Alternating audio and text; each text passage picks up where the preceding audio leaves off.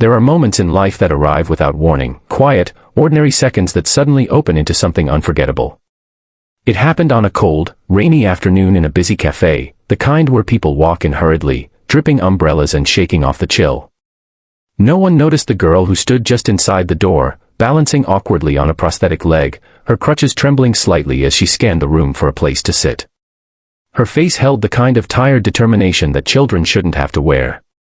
She was only about 12, with hair tied back in a messy ponytail and clothes that looked worn from more than just everyday use. But what truly caught attention, not immediately, but slowly, like a realization settling in, was the loneliness in her eyes. Her name was Mara, and she had been walking for far too long, both in life and in the literal world outside that cafe. She just needed a seat. She just needed a moment to rest. And as she moved down the aisle, people looked at her but quickly looked away, pretending their tables were full, pretending not to see her struggle. That was the moment she stopped beside a man, a single father named Rowan, who sat with his two young children, Isla and Grady, both quiet, both watching Mara with curiosity instead of fear or discomfort. And with her voice small but steady, she asked the question that would change everything: "Can I sit here?" If you believe in kindness, second chances, and the power of small moments to change lives, please like, comment, share, and subscribe to Kindness Corner. Also, tell us in the comments, where in the world are you watching from? Rowan immediately felt something shift inside him. Life had not been gentle with him either.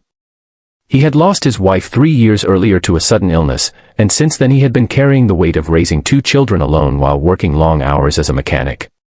He recognized exhaustion when he saw it, but Mara's exhaustion was different, heavier, deeper, as though she carried not just her school bag but an entire world on her shoulders. He motioned for her to sit, sliding his own chair slightly to make space. Mara hesitated, her cheeks flushed with embarrassment, but the kindness in Rowan's eyes steadied her. She lowered herself into the seat, her crutches resting beside her, and exhaled as though the simple act of sitting was a gift she hadn't expected. Rowan noticed her shoelaces were frayed, her fingers red from the cold, and the faint smell of rain clinging to her clothes. The kids watched her closely. Isla offered a shy smile, and Mara returned it with equal shyness, as if she wasn't used to being welcomed anywhere. As minutes passed, Rowan sensed a story behind her silence. Mara explained in a halting, careful way that she had been walking home from school when her prosthetic leg started hurting. Her mother worked double shifts and wasn't able to pick her up, and there was no bus she could afford to take. She had been born with a congenital condition that led to the amputation of her left leg when she was a toddler, and though she spoke of it plainly, there was a quiet ache in her voice that came from years of having to be braver than most adults. She didn't want help, she said, she was used to managing alone. But today, something inside her had cracked, she just needed a space to breathe. Rowan felt a sting behind his eyes. He remembered all the days he himself had pretended to be fine for the sake of his children, the days he had smiled while breaking inside. Mara was doing that now, smiling not because she wanted to, but because she didn't know any other way to survive. The cafe, warm and bright, wrapped around them like a shelter from the world outside. Rowan decided, without saying it aloud, that he would make this moment count. He bought her a warm sandwich and hot chocolate, placing them gently in front of her. Mara froze, unsure whether to accept. Rowan reassured her with a simple nod, and for the first time since she had entered the cafe, her face softened.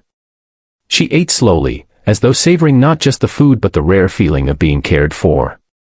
His children began chatting with her, asking about school, hobbies, and the stickers on her crutches. Mara answered with shy pride, each question peeled away a layer of loneliness.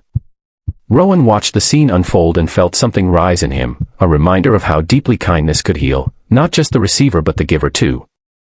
As Mara finished eating, attention returned to her expression.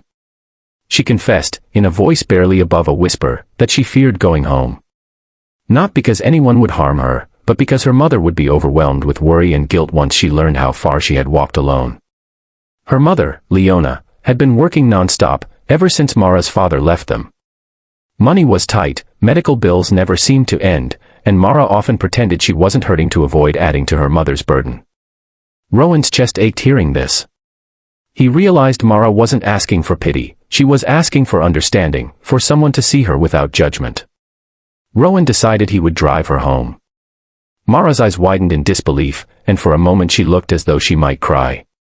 Not from sadness, but from the overwhelming unfamiliarity of being helped. As they stepped outside into the clearing rain, Rowan held the door open for her, and something inside Mara cracked in the gentlest way. She whispered that no one outside her mother had ever done something like this for her. Her voice trembled, and Rowan placed a comforting hand on her shoulder, reminding her she wasn't alone in the world, even on the days she felt invisible. When they reached her home, a small apartment in an aging building, her mother rushed out in panic, her face drained of color. But when she saw Mara safe, standing beside Rowan and his children, her fear dissolved into gratitude. Leona thanked Rowan repeatedly, tears streaming down her face. In that moment, it was clear how fiercely she loved her daughter, how hard she was fighting to give her a life with dignity. Rowan felt a familiar sense of connection, two single parents, both trying to do their best, both carrying burdens no one else could see. Mara turned to Rowan and suddenly broke into tears. Not sad tears, but tears of release, of relief, of finally feeling seen. She told him that his simple yes, his invitation to sit, to rest, to be welcomed, meant more than he could ever understand. Rowan hugged her gently, promising that kindness would always have a place in this world, even when life felt merciless. If this story has touched your heart, please like, comment, share, and subscribe to Kindness Corner. Your support helps us spread more stories of hope and humanity. Before you go, tell us in the comments, what part of this story moved you the most? And always remember, sometimes the smallest yes can change someone's entire day, and sometimes, their entire life.